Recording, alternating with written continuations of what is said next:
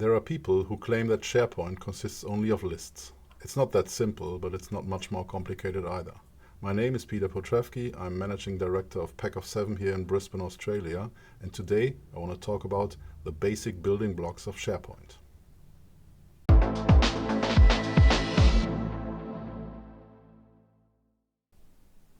At its core, SharePoint actually consists of only 3 different building blocks. But why is it so often said that SharePoint consists only of lists? That's because all of the content you interact with as a user is in the form of lists. In SharePoint, we deal with documents, images, pages, appointments, with tasks, with contacts, and so on. And all this information is actually in list form in SharePoint. A document library, such as our operating instructions here, is a list of documents. Just like the document library contracts is also a list of documents. A picture library is a list of pictures. A site library is a list of sites. And here the contacts is also just a list of contacts.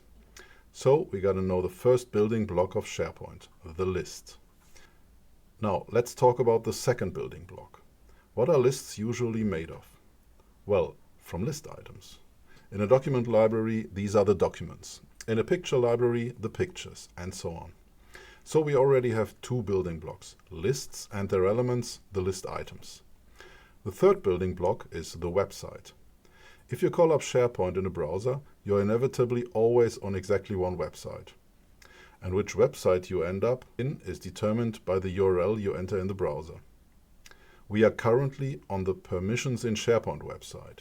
I see the URL for this above.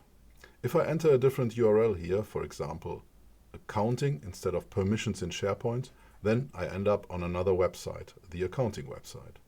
Now, every website has their own lists. You can see it here. The permissions in SharePoint website has the lists of contacts, operating instructions, and so on. When I switch to the accounting website, we see there are other lists here, namely a list of invoices here or an inventory list here. Now we have 3 building blocks together, and they are websites, lists, and list items. Let's summarize again. I call up a website via the corresponding URL in the browser. I just illustrated that by using the 2 example websites, permissions in SharePoint and accounting. When it comes to the building blocks of SharePoint, each of those websites has its own lists, and each of those lists has its own list items.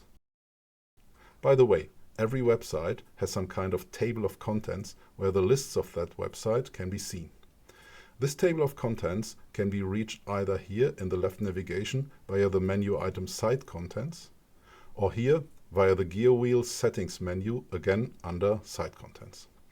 We can see that the website's content looks different in the accounting website than in the permissions in SharePoint website. Well, we now know what websites, lists and list items are all about, and can then really get into the topic of permissions in SharePoint in the next episodes of the video series. Thanks for watching my video today. I hope that it's helpful for your SharePoint journey. If you have any questions, please leave them in the comments section, and please don't forget to like and subscribe to our channel.